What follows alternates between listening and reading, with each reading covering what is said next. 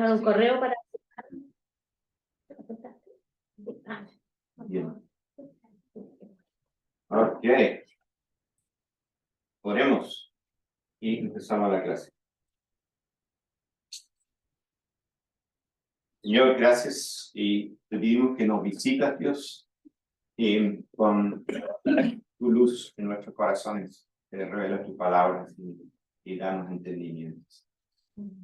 Te lo pedimos, Dios, en el nombre de Jesús. Amén. Muy bien. Vamos entonces a empezar hoy, que se llama la cruz.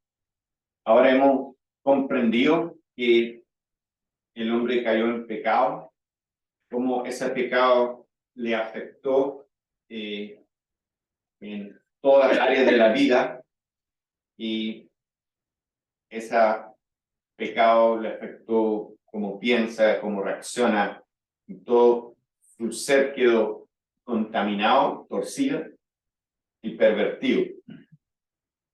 Y la gravedad de este pecado finalmente le trae también la muerte física, ¿cierto?, al cuerpo humano.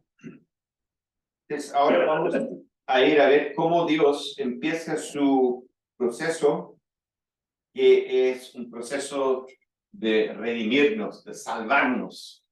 Este ser humano que estaba preso bajo oscuridad, bajo el sistema del mundo, tiene deseos que lo controla, ¿cierto? Es débil y esa debilidad lo lleva a no poder enfrentar tanto cosas como traumas, como quebrantos en su vida. Entonces, todo esto termina dejando el ser humano un esclavo del pecado, un esclavo del sistema del mundo, un esclavo del enemigo y también bajo el juicio de Dios. Entonces, no es muy, puedo decir, alentador la situación del ser humano. Y ahora vamos viendo cómo Dios va interviniendo para justamente salvar y rescatar y redimir el ser humano. Y de ahí Dios nos invita a caminar con Él, ¿ya? Y esta es la vida espiritual que estamos queriendo ahora caminar, ¿ok? Entonces, el hombre a consecuencia de la caída es esclavo, ha perdido su libre albedrío y está bajo la condena de la ley y la ira de Dios. Y cuando dice que ha perdido su libre albedrío, queriendo el hombre hacer lo bueno, no es capaz de hacer lo bueno. Y aunque Jesús vino y dijera, sígame, no podría, porque es esclavo, ¿ya? Entonces, Dios tiene que, primeramente, romper el poder que mantiene cautivo el ser humano y liberarlo. Y cuando está liberado, recién ahí puede, en cierta manera, seguir a Jesús, ¿ya? Y en esto lo vamos a ver ahora. La ley y el antiguo pacto son incapaces de efectuar un cambio en el hombre. Dios promete que traerá un nuevo pacto y su mediador será superior al anterior. ¿Quién fue el mediador del antiguo pacto? Moisés. Muy bien. Moisés fue el mediador del antiguo pacto. Ahora vamos a leer un versículo que nos revela que la ley, recuerda la historia del chanchito, ¿cierto? Aunque le damos 10 mandamientos al chanchito, cómo vivir como cordero, él nunca lo va a lograr. Aunque se afeite, se pone en colonia, lee los 10 mandamientos de cómo portarse como cordero, sale en la mañana, ¿cierto?, a vivir su día, el chanchito, por seguro, por su naturaleza, va a ir al barro, ¿ya? Y si vuelve al barro, también vuelve, en este caso, al juicio sobre la naturaleza del chanchito, ¿ya? Entonces, Dios interactúa y instala un nuevo pacto. Y el antiguo pacto era la ley, tratando de cambiar el hombre por obedecer mandamientos. Y aunque se esforzó de obedecer los mandamientos, por cuanto era chanchito, no podía vivir como cordero. Imposible. Entonces, por entonces quedó condenado. Lo vamos a ver con más claridad más adelante. Pero por simple hecho de tener una naturaleza de pecado, como dice en Efesios capítulo 2, quedó bajo la ira de Dios. ¿Ok? Entonces Dios interviene, dice, pero el servicio sacerdotal que Jesús ha recibido es superior al de ellos. Están hablando de los sacerdotes del Antiguo Testamento. Así como el pacto, de lo cual es mediador, es superior al antiguo, puesto que se basa en mejores promesas. Efectivamente, si ese primer pacto hubiera sido perfecto, no habría lugar para un segundo pacto. Pero Dios, reprochándoles sus defectos, dijo, llegará el tiempo, dice el Señor, en que haré un nuevo pacto con la casa de Israel y con la casa de Judá. No será como el pacto que hice con sus antepasados, el día en que los tomé de la mano para sacarlos de Egipto, porque ellos no permanecieron fieles a mi pacto y yo los abandoné, dice el Señor.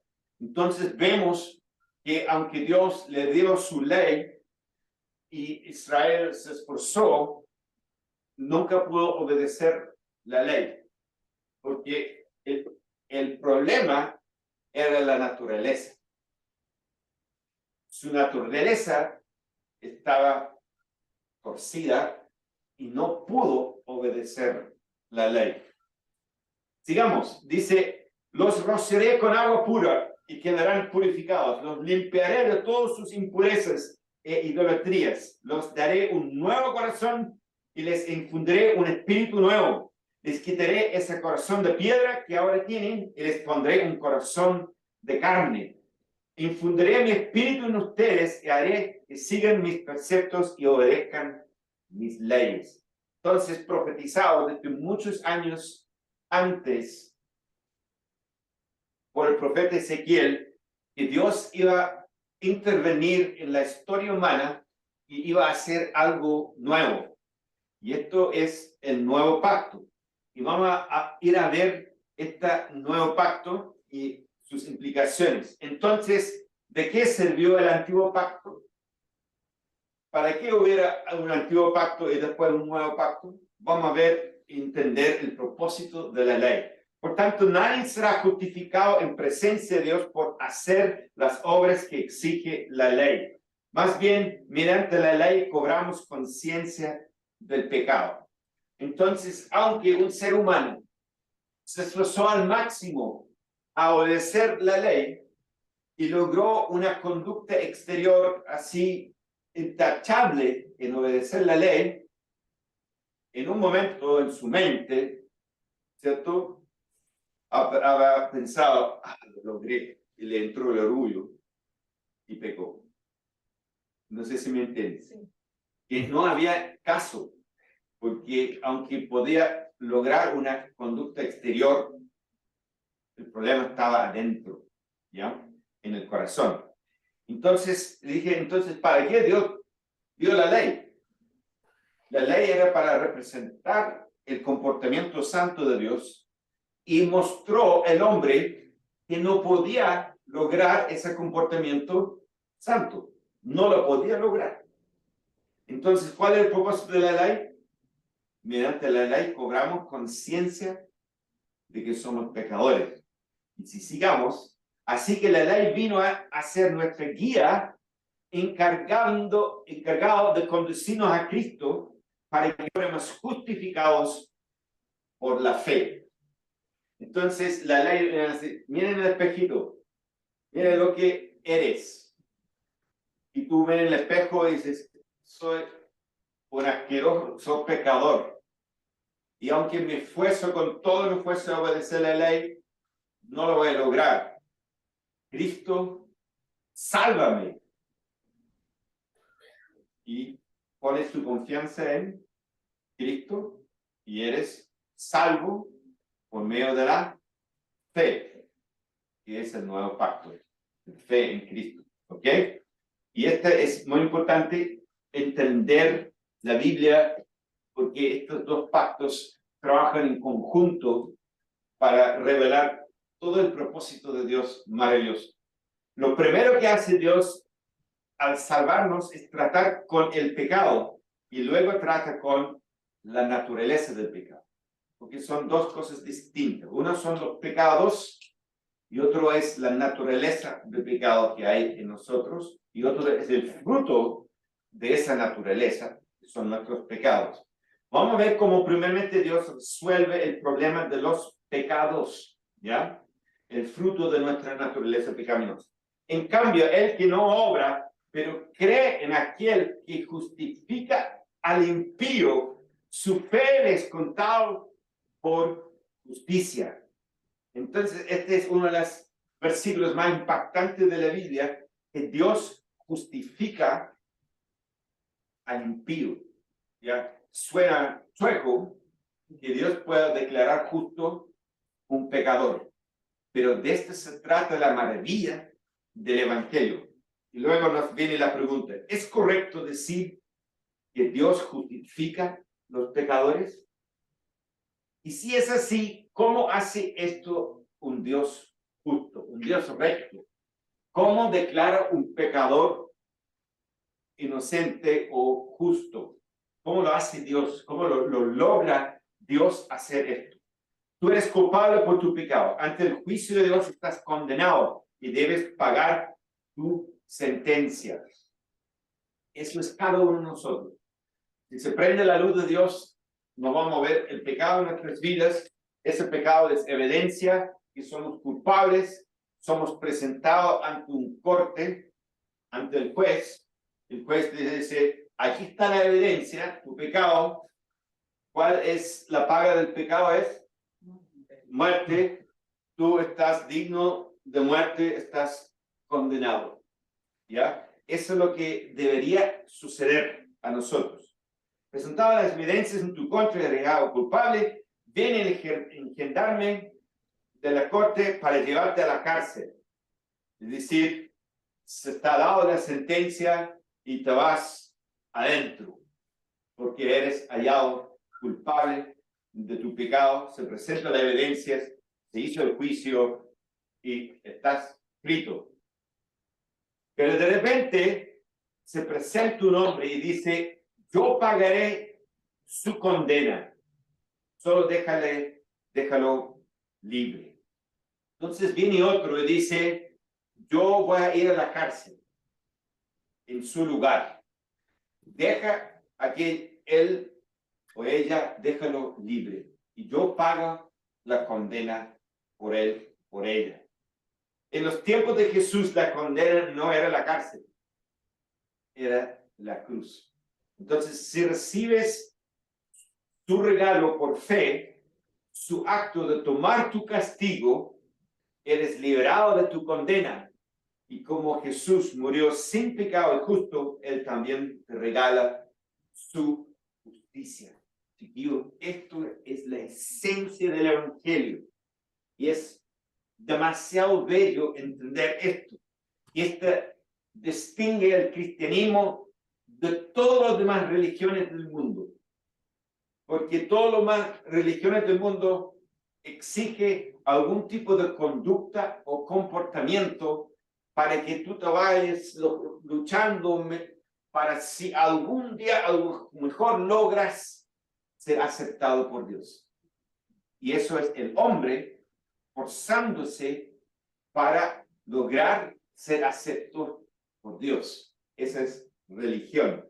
En cambio, el cristianismo es Dios viene, envía a su Hijo y toma todos nuestros pecados sobre él, ¿cierto? El juicio cae sobre él y él es castigado por nuestro pecado, cae sobre él.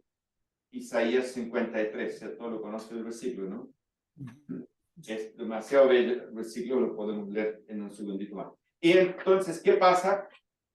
Sino que el juicio cae sobre Jesús en la cruz y su vida perfecta de justicia que él vivió sin pecado es pasado a nosotros su justicia. Entonces, nuestro pecado es pasado sobre Jesús y su justicia se pasa a cubrir a nosotros. Y eso es lo que sucede en este acto de ser justificado por la fe, ¿ya? Y ahí podemos ir a ver cómo funciona. Al que no tenía pecado, Dios lo hizo pecado por nosotros. Le colgó sobre Jesús todo nuestro pecado, para que nosotros seamos hechos justicia de Dios en él. A través de creer y poner nuestra fe en Jesús, es pasado a Jesús nuestro pecado, y la justicia de Jesús es pasado a nosotros, y somos hallados justos ante Dios. Ahí puede ver el dibujito, el pecador, ¿cierto? Recibe la justicia, y el justo, que es Jesús, recibe el pecado, y por entonces recibe el juicio sobre él, y nosotros somos justificados. Hay tres imputaciones que puedes ver aquí, ¿ya? Música de fondo. Tres imputaciones. El pecado de Adán fue imputado al hombre, ¿cierto? Porque dice en Romanos 5:12, ¿qué dice? Sería buena letra. 5:12, que es, ¿lo puedo parafrasear? ¿Sí? Por un hombre entró el pecado, y a través de ese pecado llegó la muerte, y la muerte llegó a la humanidad. Exactamente, perfecto. Entonces, el pecado de Adán fue imputado a la raza humana. Cuando tú naces en pecado. Recuerdo David cuando se descubrió que había cometido adulterio y había matado a la esposa, ¿cierto?, del hombre, todas esas horribles cosas que él hizo, y declaró: en pecado me consumió, me malo. Estoy con una naturaleza de pecado incrustado en mí, ¿ya? Eso es lo que él entiende en ese momento, ¿ya? Y cuando nosotros entendemos eso, nos vamos a entender que no importa cuánto esfuerzo nosotros hacemos, nunca vamos a lograr ese nivel de justicia. Ahora, algunas personas lo entienden así. Es como estas antiguas, ¿cómo se llaman? Pesas, para poner una pesa aquí y tanto grano aquí, ¿cierto? Y cuando está nivelado, tú sabes que esa es la cantidad de grano para esa cantidad de dinero. Balanza, ¿cierto? Entonces, muchas personas en la calle hoy en día, la mayoría piensa de esta manera: si yo pongo mis malos actos aquí y mis buenos actos acá, ¿cierto? Entonces la cosa, tengo suficiente actos buenos, mi equilibrio entre mis actos malos y mis actos buenos, Dios me va a dejar entrar en el cielo. Equivocado, totalmente equivocado. Por solamente tener un grano de maldad, no entro. No importa cuántos buenas obras tengo, por un granito aquí de maldad, no entro. Estoy condenado. Chao. Dice, si tú desobedeces la ley en un solo parte, estás frito. Entonces, nadie tratando de obedecer la ley será justificado ante Dios. Imposible, ¿ya? Dios hace otro camino, trae un nuevo pacto, y en el nuevo pacto tenemos lo que es la justificación por la fe. Entonces, el pecado de Adán fue imputado al hombre. El pecado de la humanidad fue imputado a Cristo. Por eso fue condenado a la cruz, para pagar por nuestro pecado, y la justicia de Dios finalmente fue imputado a nosotros, los que creemos. Los que creemos, ¿cierto? los que tienen fe en Jesús. No es cualquiera, no es cualquiera de la calle, sino el que pone su fe en Jesús, le es justificado. Me gustaría que alguien tiene Biblia aquí. Sí, préstame tu Biblia, un segundito. Vamos a leer algunos versículos rápidamente y vamos a ir a Romanos en tu Biblia, si la tienes ahí, y vamos a ver primeramente Romanos 3, versículo 22. 3, 22. Y vamos a empezar en el 21, ¿ya? Dice, pero ahora sin la mediación de la ley, se ha manifestado la justicia de Dios, de la que dan testimonio la ley y los profetas.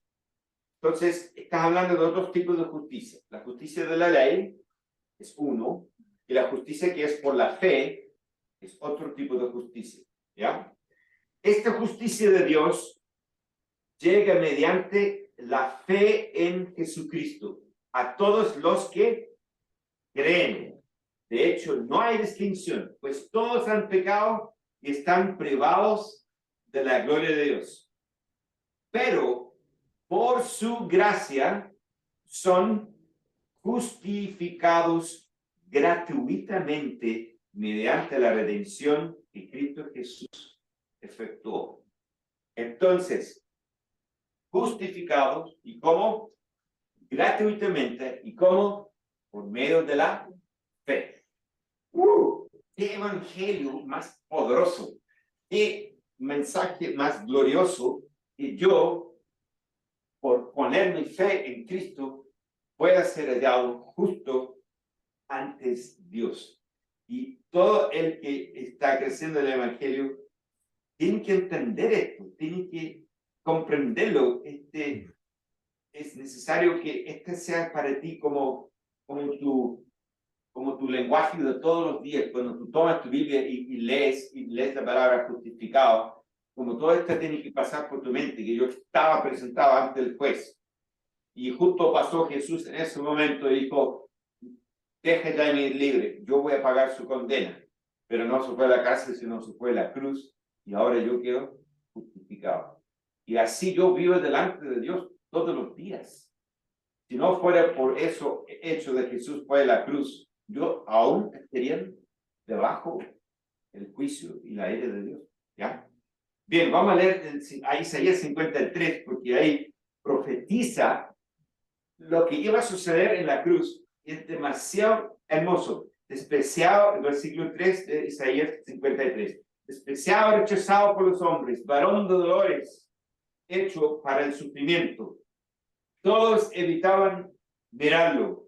Fue despreciado y no lo estimamos. Ciertamente Él cargó con nuestras enfermedades y soportó nuestros dolores, pero nosotros le consideramos herido, golpeado por Dios, humillado. Él fue traspasado por nuestras rebeliones y molido por nuestras iniquidades. Sobre Él recayó el castigo, precio de nuestra vida. Y gracias a sus heridas fuimos sanados. ¡Wow! ¡Qué profecía más gloriosa en la palabra! Bien. Gracias. Sigamos. Ahora entendemos que hemos sido justificados y esta justicia es como un manto que Jesús tira sobre nosotros. Entonces, cuando nos presentamos ante el Padre, ¿qué es lo que el Padre ve? Ve la justicia de Jesús. Entonces podemos entrar en la presencia de Dios, pero no en base a nuestros méritos, sino en base a los méritos de Jesús. Bien, la sangre de muchos cabríos y de toros y las cenizas de una novilla rociados sobre personas impuras los santifican de modo que quedan limpios por fuera. Estamos hablando del antiguo pacto, de los sacrificios que ellos hacían. Si esto es así, ¿cuánto más la sangre de Cristo, quien por medio del Espíritu Eterno se ofreció sin mancha a Dios, purificará nuestra conciencia de las obras que conducen a la muerte, a fin de que sirvamos al Dios viviente? ¿Qué es lo que está diciendo? En el antiguo pacto hacían los sacrificios de animales, derramaban su sangre y esa sangre limpiaba los pecados por fuera.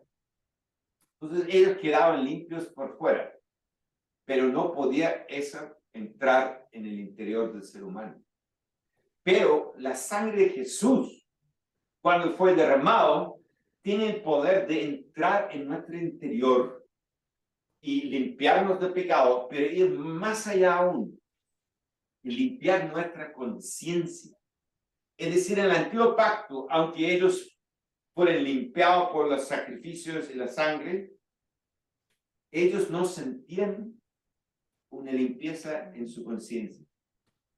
Solamente estaba limpia ante Dios, pero en su interior permanecía la conciencia de pecado.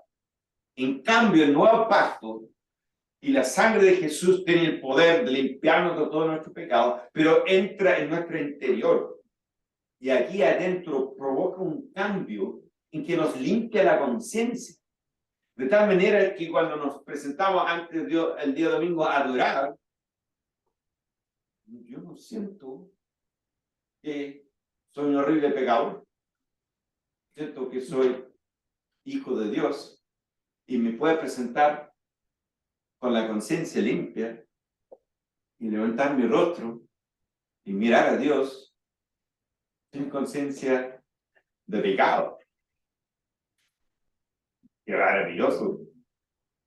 ¿Sabrá la vergüenza que sentiríamos si no habíamos sido limpiados en la conciencia adentro? Con el recuerdo de todas nuestras cosas que hemos hecho en el pasado, nos miramos a Dios y nos pasa por la mente todo eso en el momento que vemos a Dios.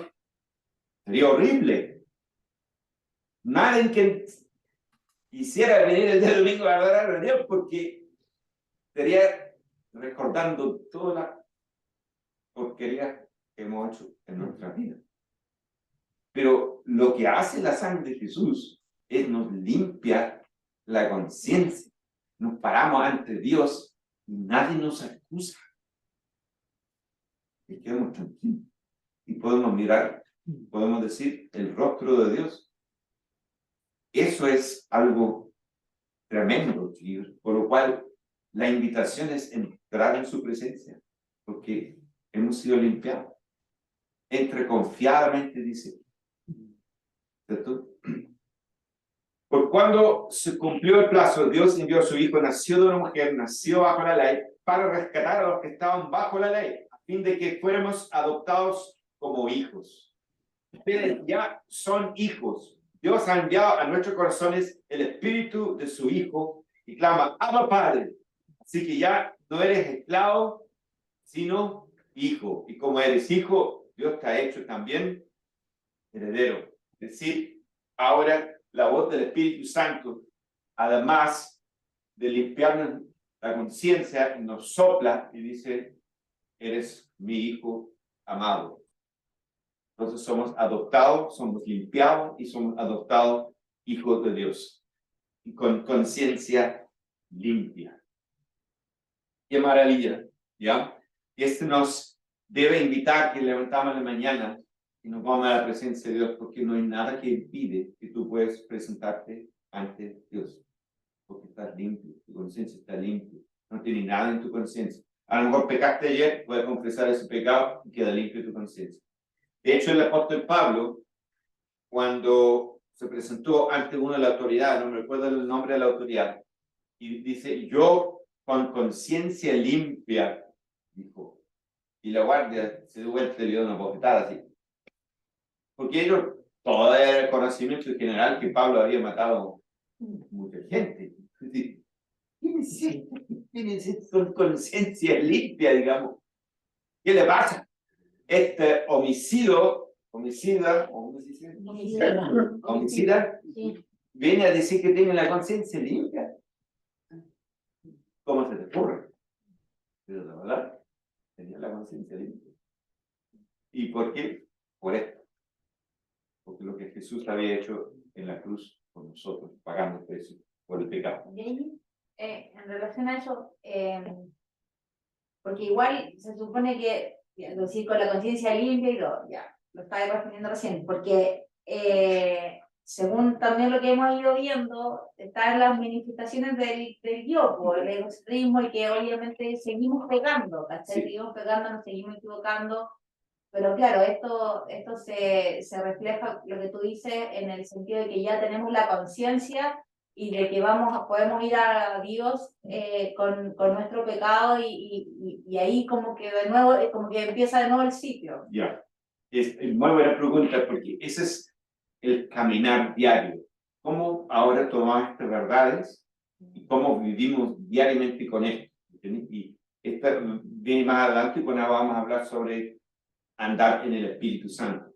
Porque para hacerte la respuesta cortita y rápido, cuando tú entiendes, dice que el justo por la fe vivirá.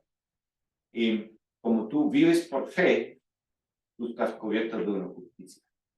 Entonces, aunque tú cometes un error durante el día, un pecado durante el día, tú puedes confesar ese pecado, pero sabiendo que ya estás cubierta de una justicia perfecta. Pecados de ayer, de hoy y del futuro ya están cubiertos. ¿Me entiendes? Entonces, con esa conciencia vivimos delante de Dios, de que yo estoy cubierta de una justicia perfecta. Y aunque yo peca, yo puedo venir a Dios confesar mi pecado, pero esa vida de fe significa que continuamente estoy cubierta de una justicia ante Dios. Y aunque vamos a pecar, y sabemos que vamos a pecar, permanece esa justicia sobre nosotros, ¿ya? Y nos hace presentable ante Dios todos los días, porque estamos cubiertos de una justicia perfecta. ¿Me entiendes?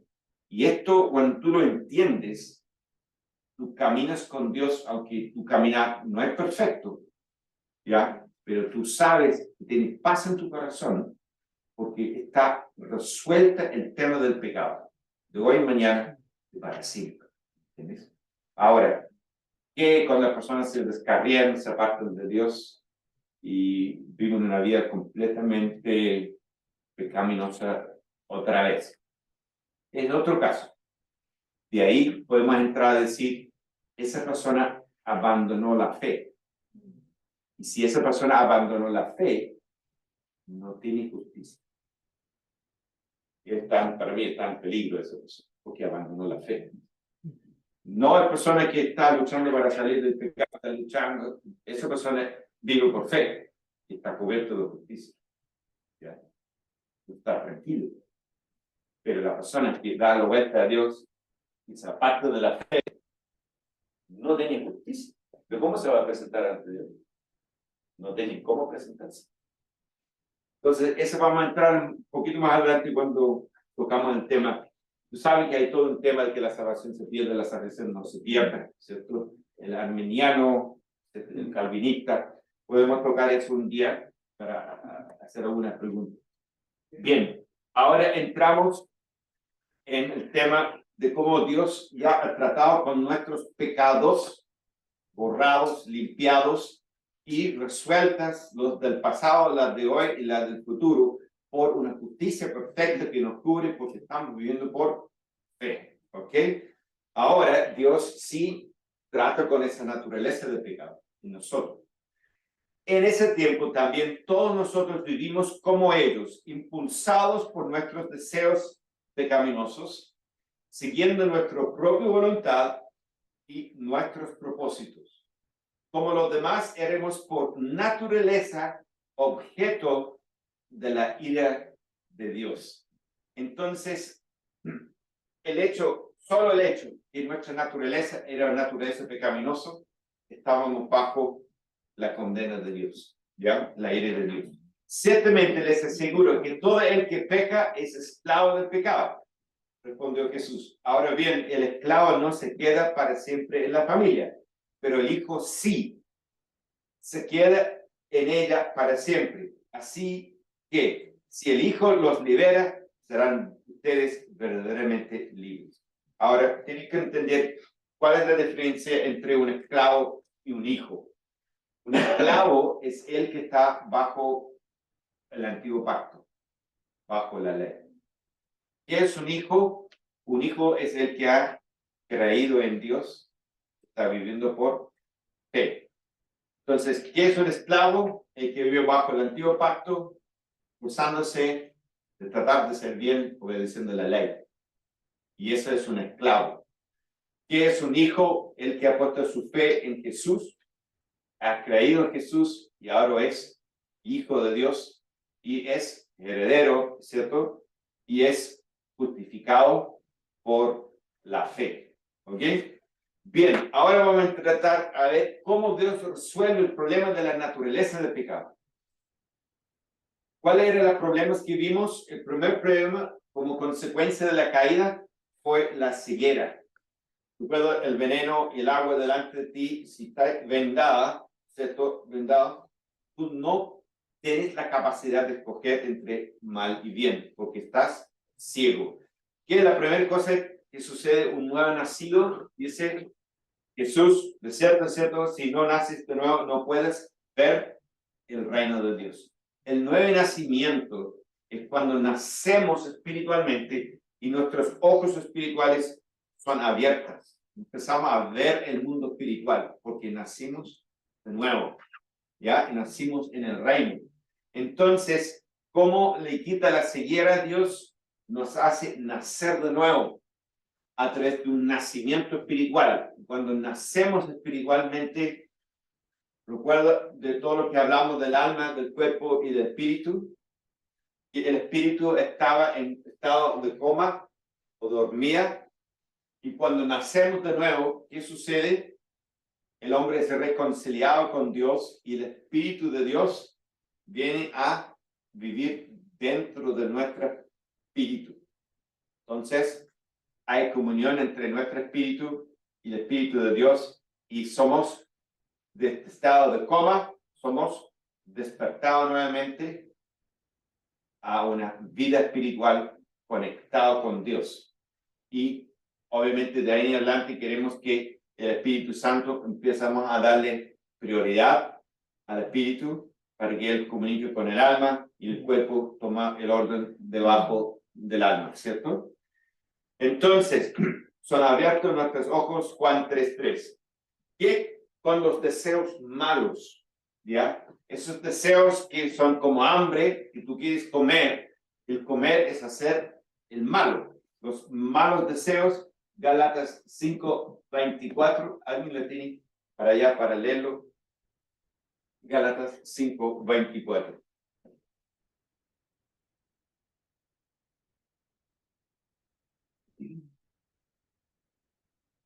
Dice, los que son de Cristo Jesús han crucificado la naturaleza pecaminosa con sus pasiones y deseos. Bien, entonces al morir Cristo en la cruz, nos puso en sí mismo y esa naturaleza de pecado, cuando Cristo es crucificado, esa naturaleza de pecado muere con Cristo y es sepultado con Cristo. Entonces, la muerte de Cristo es nuestra muerte. Murimos con Cristo. Y al morir con Él, esa naturaleza de pecado le da un golpe mortal a esa naturaleza de pecado. ¿Ya?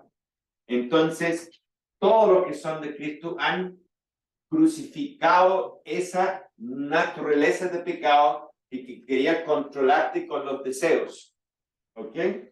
Punto número 3. Ese amor por el mundo que quieres buscar la opinión del mundo para que sintieras con valor ese sistema malvado de habitación sobre la faz de la tierra, ¿cierto? Dice la Biblia, no amas el mundo, ¿ya? ¿Qué sucede con esa necesidad de buscar aprobación en el mundo, en el sistema, ¿cierto? Gálatas 6:14, ¿qué dice? ¿Alguien lo tenía ahí?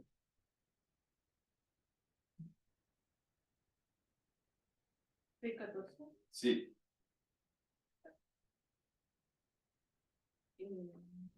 Pero jamás acontezca que yo me gloríe, sino en la cruz de nuestro Señor Jesucristo, por el cual el mundo ha sido crucificado para mí, el mundo ha sido crucificado para mí y yo para el mundo. Bien, no me voy a gloriar en nada más, sino gloriarme en la cruz, por lo cual yo estoy crucificado para el mundo para mí. Es decir, el mundo para mí está muerto, no tiene ningún valor. Y yo, como el apóstol Pablo, ¿cierto? No soy ningún atractivo para el mundo. Un predicador del evangelio pobre que anda por las calles avergonzando el mundo no tiene ningún atractivo para este mundo. ¿Ya? Porque Pablo ha muerto a este mundo. Y para el mundo era un perro muerto, Pablo. Entonces, él está diciendo en el fondo, acá, es que todo el poder que tiene el mundo sobre mi vida está roto. El mundo ya no me controle. Tampoco me interesa que el mundo me encuentre aceptable. Porque además yo soy alguien muerto para el mundo.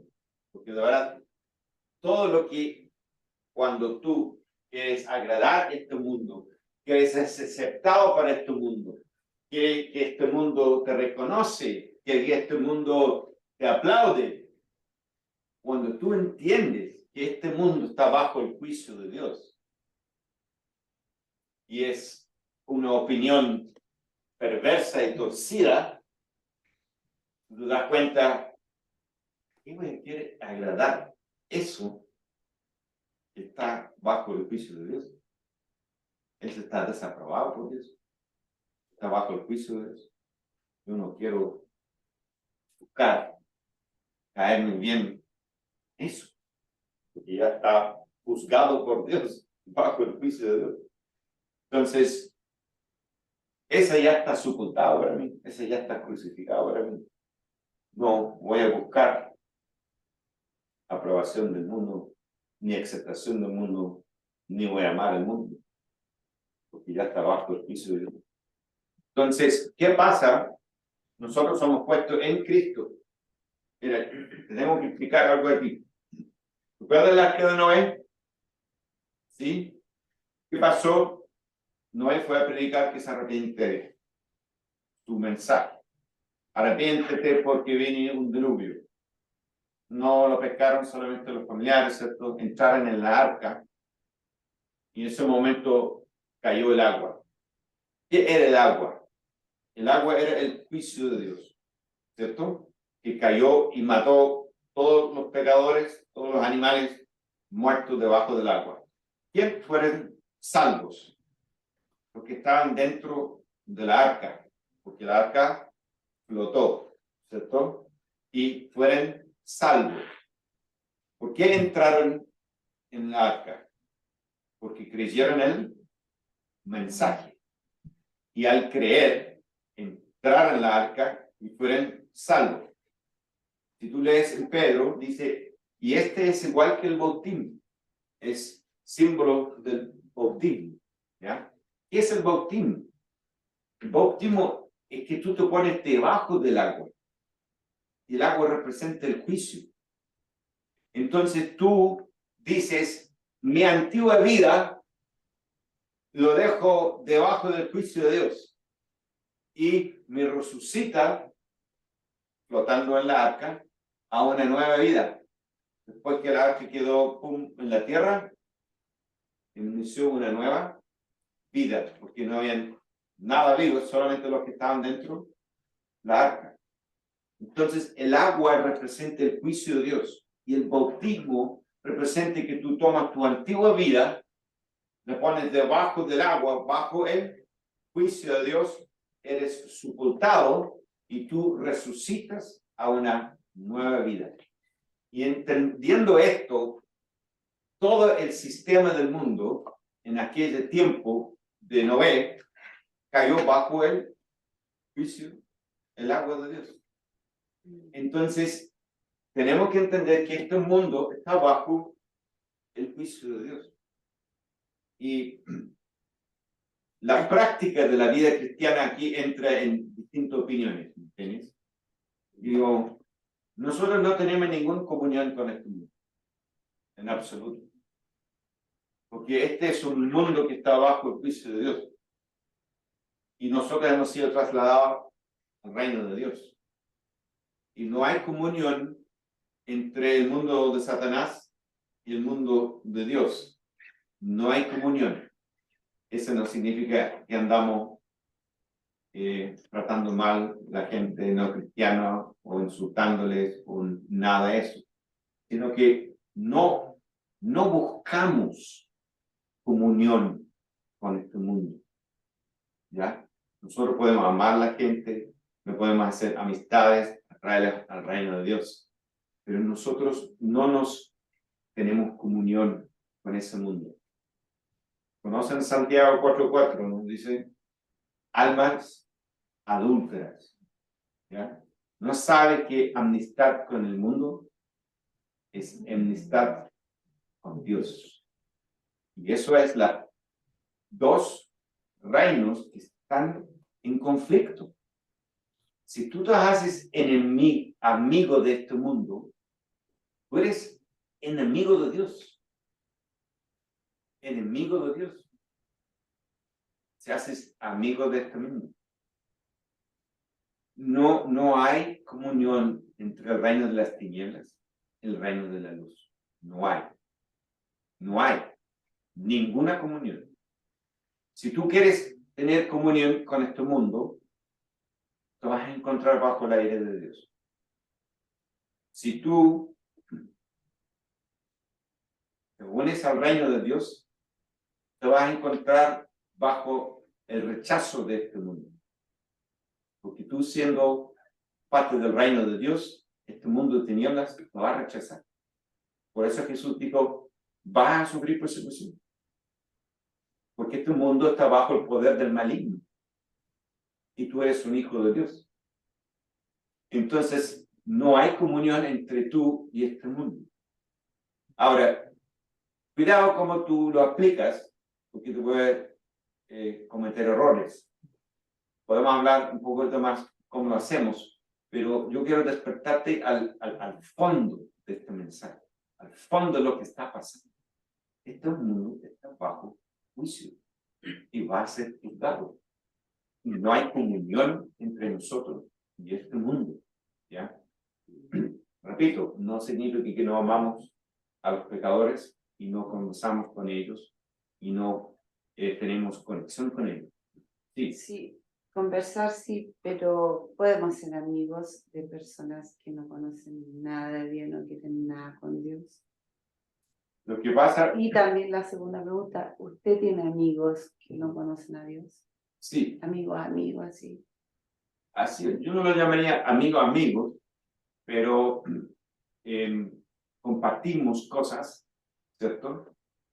Tengo mi hermano, mi hermana que no son cristianos, por ejemplo, ¿cierto? Pero es demasiado evidente que estamos en reinos opuestos. Yo los amo, yo los muestro amor a ellos, pero yo no voy a vivir en comunión y conexión diario a su manera de vivir. No tengo comunión con su manera de vivir. No me conecto con su manera de vivir. Y yo vivo en otro mundo espiritual. Pero podrían tomar 11, se da un Por plan. Por supuesto. Pero esta es la lucha de los nuevos cristianos. ¿No? Para mí no es la lucha de los cristianos viejos. Es la lucha de los nuevos cristianos que tienen amigos muy cercanos y se conviertan. ¿Y qué pasa con esas amistades? ¿Me entiendes?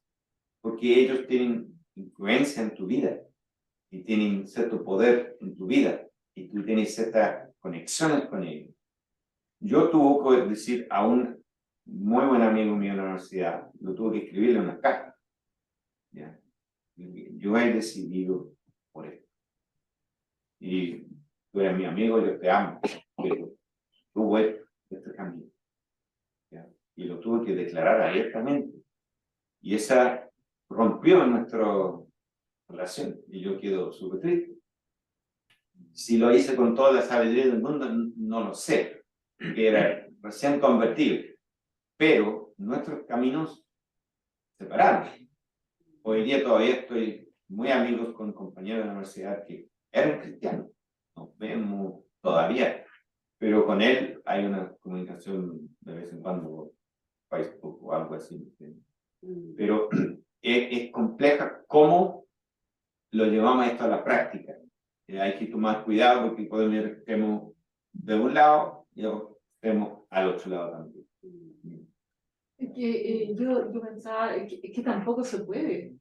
La comunión, porque por ejemplo nosotros estamos en el trabajo todo el día con la gente y se producen estos afectos también, ¿cierto? Sí. Y buena onda, porque yo me río con ella, Sí. pero llega un punto en que ocurre algo así, no se puede, no hay, y empieza como a separarse. Exacto. Algo sucede. Y a mí en lo personal, antes me afectaba porque no entendía, y decía, ¿por qué escribo mal? Como algo, y de repente entendí esto, y hoy día yo estoy, pero siempre con un objetivo. El objetivo es que en algún minuto voy a agarrar el collar para hablarles del Señor. Entonces, Sí. ese es mi única propósito por el cual yo estoy, porque lo amo a mis compañeros. Exacto. De verdad. Esa para mí es la forma de vivir. Tú vives en amor con ellos, los tratas bien, pero tú aquí en tu mente estoy orando y esperando el día y a través de esta conexión con ellos, ¿cierto? O conversación, Dios me dará la oportunidad de llegar a ellos.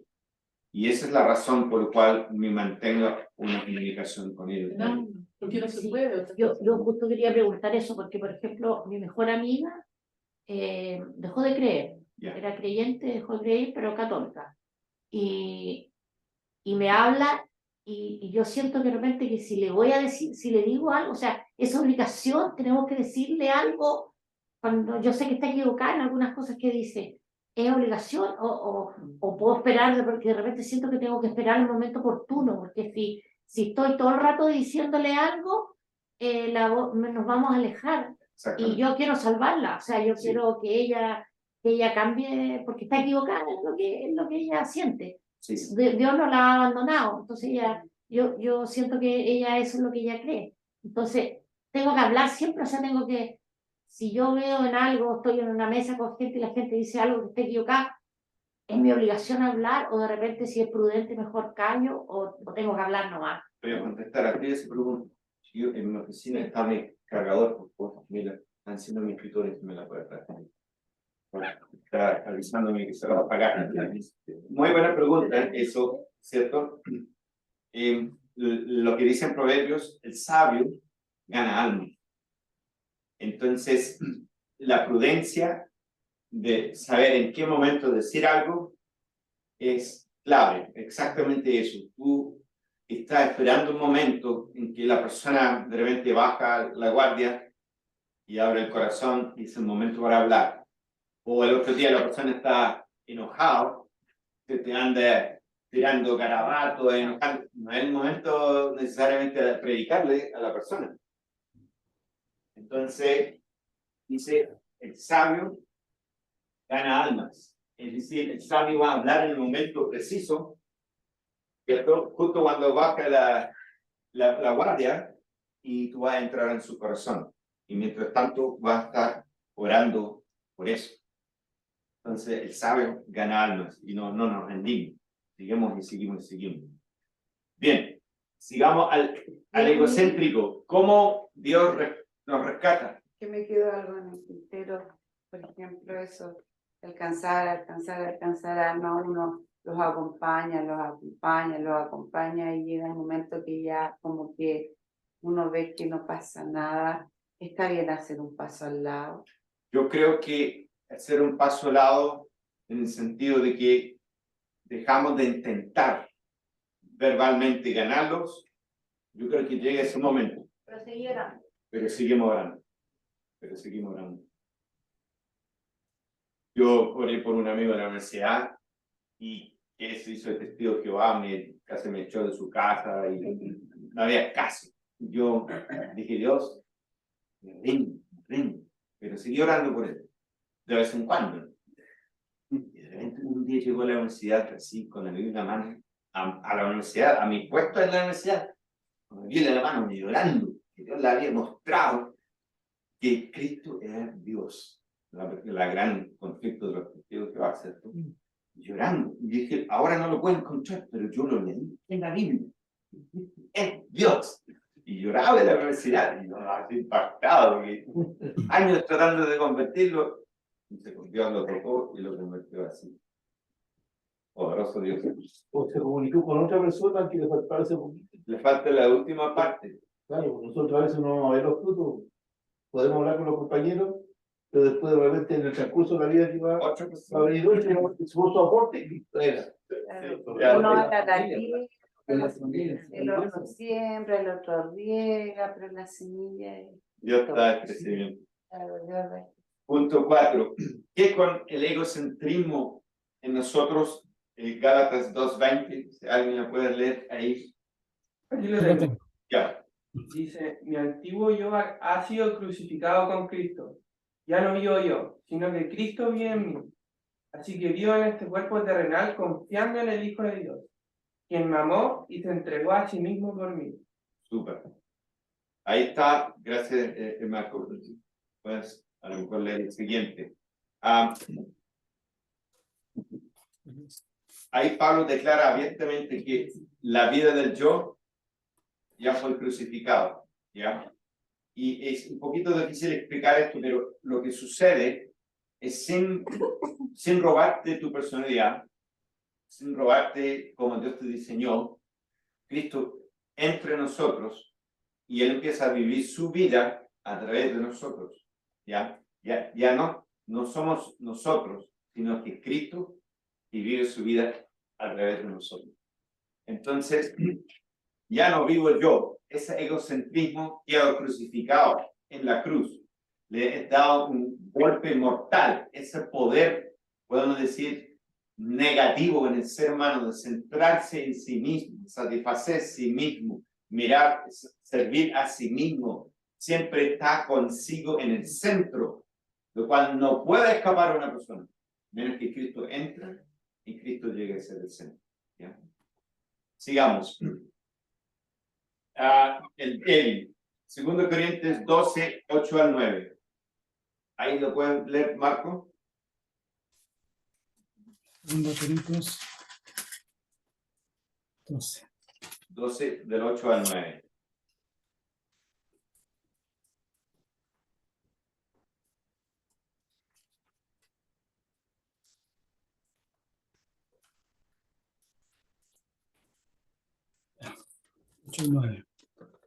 Dice,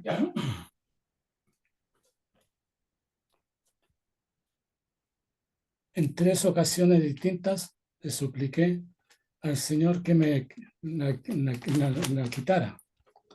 Cada vez Él me dijo, mi gracia es todo lo que necesitas. Mi poder actúa mejor en la debilidad. Mi poder actúa mejor en la debilidad. Entonces, Pablo aquí está presentando ante Dios una debilidad. Y dice Dios, no te voy a quitar la debilidad, pero tú confiando en mí, vas a superar esa debilidad. Por tu confianza en mí, porque mi poder se perfecciona en la debilidad. Entonces, esto es un principio muy importante de la vida apostólica, que Dios actúa con poder cuando nosotros estamos en debilidad.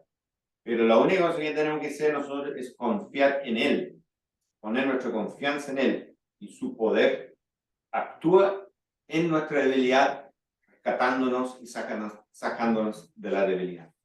Y el último punto es que todas estas cosas produce que el hombre se vuelve un esclavo. Te voy a explicar. Yo ciego, imagínate vendado, está el mundo de todos sus deseos delante de mí. Y mi corazón ama el mundo, ama los deseos de la carne, los deseos de los ojos, la vanagloria de la vida, y yo soy cautivo de todo eso, caminando en la vida así, ¿cierto? Dominado también por la debilidad. Y me encuentro con Cristo. ¡Pam! Él me toca mi interior, me transformo y me dice, sígame. Ahora yo tengo que dar un vuelco, yo tengo que renunciar, ¿cierto? Los deseos de los ojos, los deseos de la carne, la vanagloria de la vida, que es la vida del yo, lo renuncio, ¿cierto? Y pongo mi confianza en Dios en medio de la debilidad, y doy una vuelta, renuncio a mi antigua vida, y ahora empieza a seguir a Cristo en esta dirección, ¿ya? Allá, mis ojos pudo ver todo lo que el mundo me puede ofrecer, todos los deseos de la carne, toda la vanagloria de la vida me es presentado. Pero yo digo, he muerto al mundo, ha muerto los deseos de la carne, he muerto a la vanagloria de este mundo, y doy mi espalda a esa vida para ahora seguir a Jesús. Y como lo va a ver ahí, en Juan 3:3 dice la palabra herencia. Ahora pongo mis ojos en lo que vamos a ver más adelante, en la herencia, en la recompensa que Dios me va a dar, porque ahí está mis ojos ahora puestos, ¿ya? Y esto es el verdadero significado real del arrepentimiento. Es dar vuelta la espalda, ¿cierto?, hacia la mal. Antes de ser salvados, tenemos una naturaleza pecaminosa depravada, estamos ciegos, esclavos al pecado, es decir, los deseos de la vida del yo, del presente siglo malo, y vivimos como huérfanos. Esa es la condición real nuestra.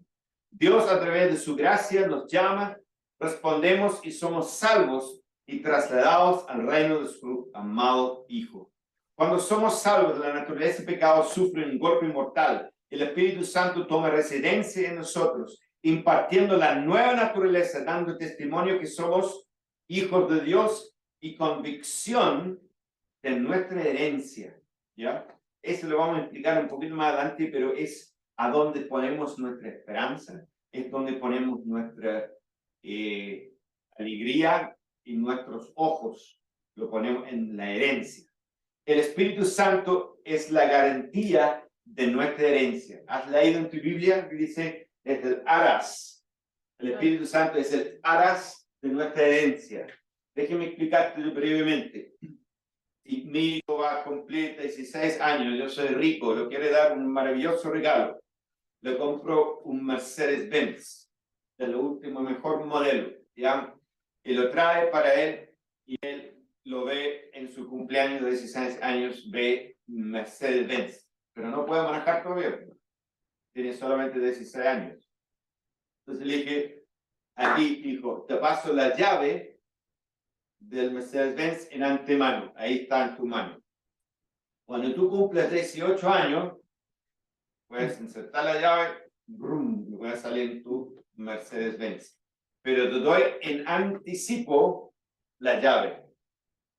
El Espíritu Santo nos ha sido dado con esa llave de anticipo de una futura herencia que vamos a recibir. Pero sabemos, el hijo o mi hijo sabe que va a recibir el Mercedes-Benz porque tiene la llave en la mano, ¿ya?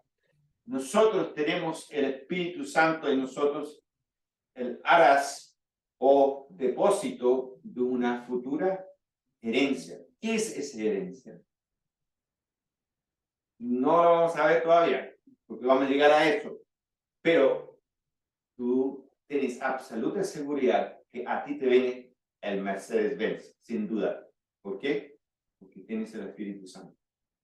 Y Él está constantemente diciendo que tú eres hijo, ¿cierto? Y eres heredero. Nos viene una tremenda herencia, ¿cierto? Y ahí es donde ahora ponemos nuestros ojos. No en los placeres de este mundo, no en los deseos de este mundo, no en la vanagloria de este mundo, sino pongamos nuestros ojos en la herencia. ¿Ya? Sigamos. Sin embargo, como está escrito, ningún ojo ha visto, ningún oído ha escuchado, ningún mente humana ha concebido lo que Dios ha preparado para quienes lo aman. Ahora bien, Dios nos ha revelado esto por medio de su Espíritu, pues el Espíritu lo examina todo hasta las profundidades de Dios. Lo voy a leer de nuevo.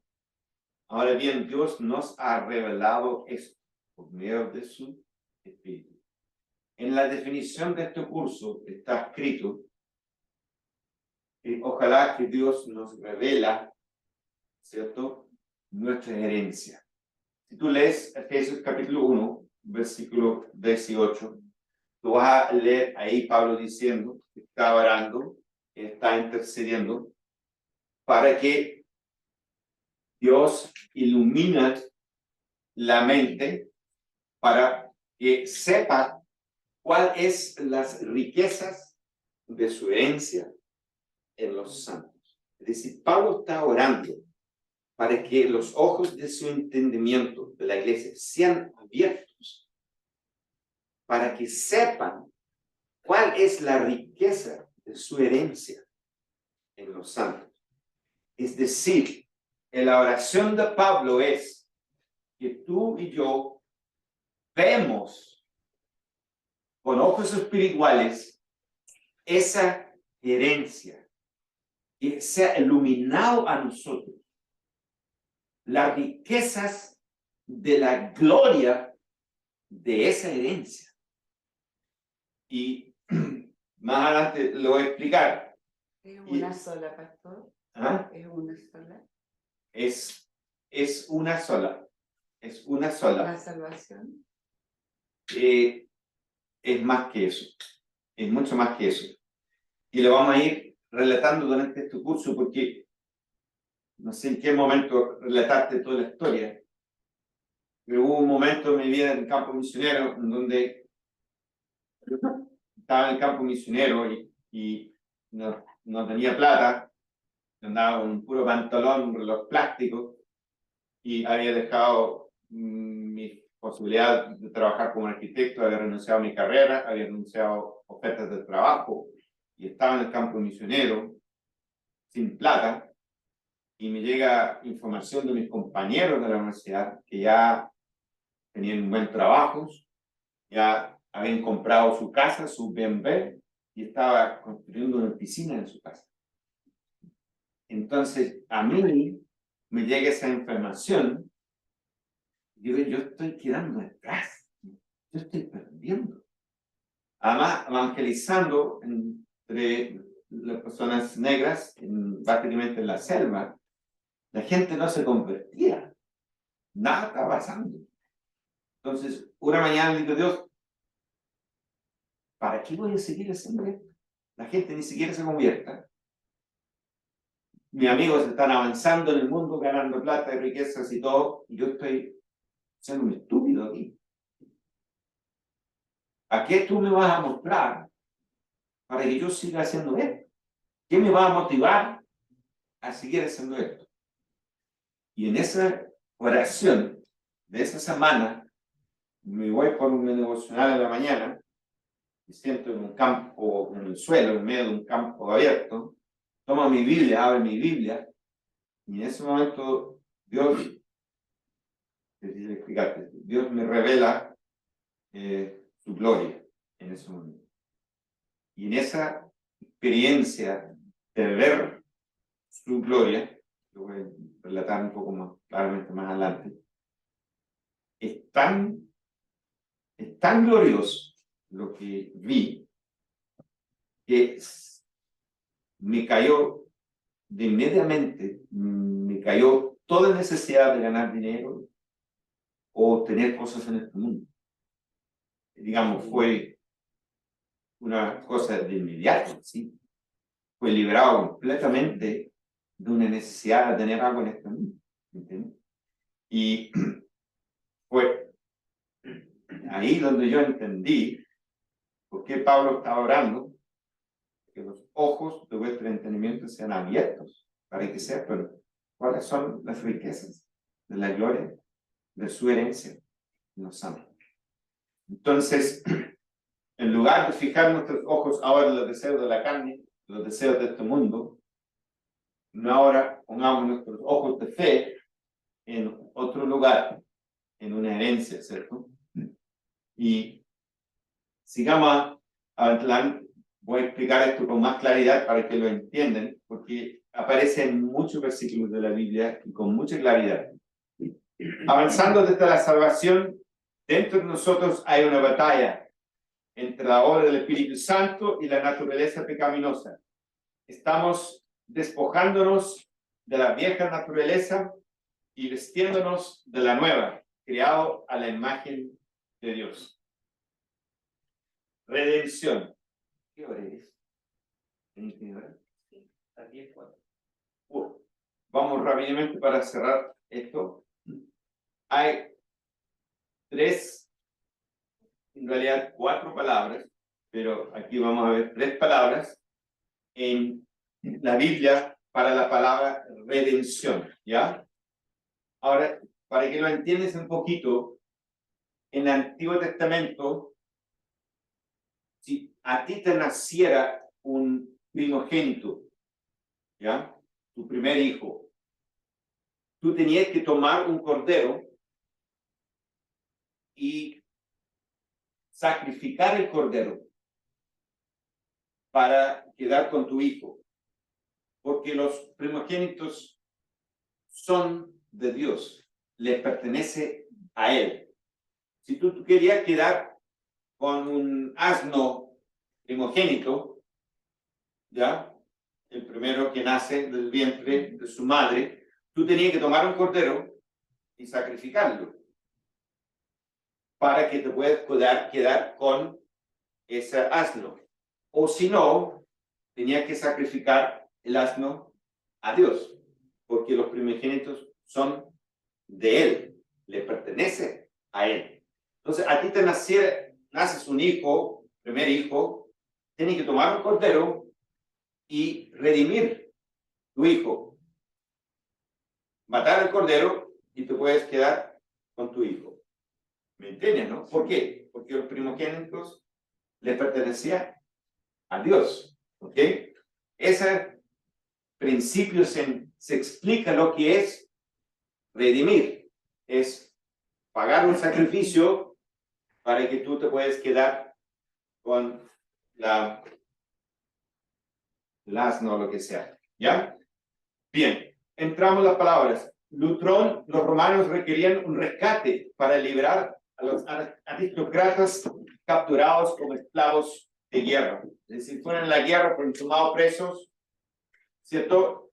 Del enemigo. Entonces, para que tú tomas tu gente real, te lo devolvía, tú tenías que pagar mucha lucra y ellos te devolvían tus prisioneros de guerra. ¿Ok? Esa es lutrón. Agorazo es, la explicación es cuando antiguamente tú ibas al mercado, ¿cierto? Y tú ahí en el mercado pagabas un precio por un esclavo y tú sacabas esclavo del mercado de los esclavos y tú los llevabas a casa. Esa era la palabra agorazo, ¿cierto? Y la palabra ex-agorazo es un verbo de redimir, es ir al mercado, pagar y sacar del mercado para nunca más volver al mercado de los esclavos. Y ese es el significado de la palabra redimir. Jesús vino al mercado de los esclavos donde estabas tú, pagó un precio de su propia vida, te rescató del mercado de los esclavos para nunca más volver allá. Y ese es el significado de la palabra redimir. ¿Ya? Simplemente, pero yo soy meramente humano y estoy vendido como esclavo al pecado. Y es decir, Él nos redime y nos libera del poder del pecado, de ser de los esclavos, y nos saca del mercado de los esclavos y nos libera de ahí. Un ejemplo muy hermoso de esto es la historia del niño, ¿cierto? Que iba caminando con el papá y ve un bote en la feria y quería el bote, el papá no tenía plata, así que mira, dijo, cuando llegamos a la casa vamos a hacer un bote. Vamos a tomar madera, un martillo, una vela y toda la cosa. El niño llega a la casa emocionado, hicieron el bote, y finalmente lo terminaron, lo pintaron, el niño muy feliz se fue a jugar en el canal con el bote. Ya estaban jugando, de repente el bote va debajo del puente y desaparece. Y un niño llegó llorando en la casa y se había perdido el bote. Todo llanto y lágrimas. Se había perdido el bote. Paso de la semana siguiente, están en la feria de nuevo, y no que haya a la venta está su bote. Y dice, padre, papá, esto es mi bote. Sí, pero el caballero lo encontró y ahora, ¿qué vas a hacer? ¿Cierto? Entonces, en ese momento, ¿qué pasa? Simplemente de que, dice, mi hijo, lo que podemos hacer es que tú vayas a la casa, corte el pasto, ¿cierto? Me ayuda en el jardín, yo te doy la luquita y tú vengas a comprar. El niño corre a la casa, trabaja, gana la platita y vuelve a la feria y va y le pasa la plata al caballero y toma el bote, le pone en su pecho y dice, bote, ahora eres 2 veces mío. Yo te hizo y tú te perdiste, ahora te vino a comprar y ahora eres 2 veces mío. Y esa es redención. Tú ahora eres 2 veces de él, porque te creó a ti y te perdiste. ¿Cierto? Y él vino a pagar un precio y te compró a precio de su sangre. Y ahora eres 2 veces suyo. Qué hermoso, ¿cierto? Ese arrepentimiento, le voy a invitar que vayas a leer esto en la casita, ¿ya? Y le vamos a explicar esas palabras la próxima semana. Simplemente vas a leer las 2 columnas aquí de esa nueva vida ahora en Cristo. Esto dice, hacer morir pues lo terrenal en nosotros, fornicación, impureza, pasiones desordenadas, malos deseos, avaricia, que es idolatría. Cosas por las cuales la ira de Dios viene sobre los hijos de desobediencia, en los cuales vosotros también anduviste en otro tiempo, cuando vivías en ellas. Estamos hablando de la antigua vida, ¿cierto? De la misma manera también ustedes considérense muertos al pecado, pero vivos para Dios en Cristo Jesús. Esa es la antigua vida. En la nueva vida, vestidos del nuevo hombre, creados según Dios en la justicia y santidad de la verdad. Vestidos pues como escogidos de Dios, santos y amados de entrenable misericordia y benignidad, de humildad, de mansedumbre y de paciencia. Eso es la nueva creación. Entonces, ¿qué pasa? Ese antiguo viejo hombre es crucificado en la cruz, es sepultado y Dios resucita una nueva criatura. Esa nueva criatura, al resucitar, ya no tiene una naturaleza de pecado. Esa es una nueva criatura que dice en Colosenses, creado según la justicia y santidad de la verdad. Entonces, nosotros ahora en nuestras vidas estamos en un proceso de hacer morir la vieja naturaleza y revestirnos del nuevo, y ese nuevo está creado en la imagen de Dios. Luego, adelante, vamos a comparar las 2 imágenes. La imagen de la carne, que es, podemos leerlo, ¿cierto? Borrachería, orgullo, todo lo que pertenece a la carne, y comparado con esta nueva imagen, que es según la imagen de Dios. Y estas 2 naturalezas, ¿cierto?, se hacen presentes en nosotros. La vieja, que ya ha sido dado un golpe mortal y ya no tiene poder sobre nosotros, pero está presente en nosotros también la nueva naturaleza, ¿cierto? Y eso es lo que empezamos a descubrir como caminar en el Espíritu. Los últimos 3 círculos ahí, lo puedes ver, que lo ves en casa, significa cuando alguien tiene Cristo fuera de su vida, ¿ya? Y el yo, con la palabra ese, está sentado en el trono. ¿Ves? En cambio, cuando tú aceptas a Cristo, Cristo entra en tu vida, pero tú todavía estás en el trono, manejando tu propia vida. Y la última es una persona que realmente ha entregado su vida al guía del Espíritu Santo. Y ese es cuando Cristo está en el trono y tú estás, ¿cierto?, dejando a Él guiar y manejar tu vida. Y eso es una persona espiritual. La persona nota la influencia y dirección del Espíritu Santo en su vida. Y es para allá donde vamos. ¿Ok? Con esto terminamos. La tarea está clara ahí. ¿Ya? Ahí al final hay solamente una recopilación del proceso del apóstol Pablo a través del libro de Romanos, cómo nos va explicando la naturaleza del pecado, la justificación por la fe, muertos con Cristo, el propósito de la ley, y luego Romanos 8, que nos enseña a vivir en el Espíritu, ¿ya? Y esto lo vamos a ir explicando la próxima semana, ¿ok? Y luego puedes hacer tus tareas ahí. Ya, oremos y terminamos. Señor, gracias. Y oremos que, Señor, que en nuestras vidas de verdad podemos entender que hemos muerto con Cristo. Muerto a este mundo, muerto a la vida del yo, muerto a los deseos de la carne. Y ahora pongamos nuestra fe en ti, como el apóstol Pablo que decía, ya no vivo yo, sino que Cristo vive en mí. Señor, queremos vivir, que tú vives tu vida en nosotros. Ven en el nombre de Jesús. Bien.